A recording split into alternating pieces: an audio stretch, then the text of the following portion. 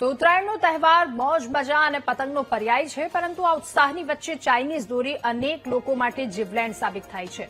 Road પરથી પસાર થતા વાહન ચાલકોના ગળામાં આ તીક્ષ્ણ દોરી ફસાઈ ગંભીર ઈજા કે પછી મોત સુધી પણ લઈ જઈ શકે છે। આ જીવલેણ ખતરાને રોકવા માટે અમદાવાદના શાહપુર વિસ્તારમાં રહેતા મનોજ ભાવસાર છેલ્લા 19 વર્ષથી એક અનોખું અભિયાન ચલાવે છે।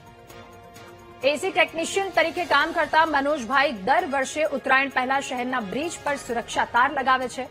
વર્ષ 2007માં એસી બ્રિજ પર ચાઇનીઝ દોરીથી થયેલા એક કરુણ અકસ્માત બાદ મનોજ ભાવસારે આ સંકલ્પ કર્યો હતો અને ત્યારથી તેમણે મિશન સેફ ઉત્તરાયણ ફાઉન્ડેશનની શરૂઆત કરી। દર વર્ષે મ્યુનિસિપલ કોર્પોરેશનની મંજૂરી લઈ શહેરના 30 થી 35 બ્રિજ પર સુરક્ષા તાર લગાવવાનું કામ કરે છે। આ વર્ષે પણ તેમણે લગભગ 3 થી 4 લાખ રૂપિયાનો ખર્ચ કરી આ કામગીરી પૂર્ણ કરી છે। મનોજભાઈનો દાવો છે કે આ અભિયાનથી અત્યાર સુધી અનેક લોકોના જીવ બચ્યા છે। 2006-07ની વાત છે। એક બ્રિજ ઉપરથી હું પસાર થઈ રહ્યો હતો, તો એ બ્રિજ ઉપરથી પસાર થતા મને દોરી વાગી હતી।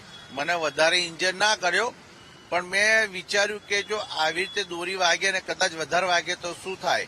એટલે સૌથી પહેલા 2 વ્હીલર ઉપર યુ શેપની રિંગ મેં ડિઝાઇન કરી અને એ લગાવી અને હું નીકળ્યો ત્યારે લોકોએ મને ગાંડો કીધો। અત્યારે આજે એ જ રિંગોનો લગભગ 3.5 કરોડ રૂપિયાથી વધારે એનો બિઝનેસ થઈ રહ્યો છે અને લોકો કમાઈ રહ્યા છે।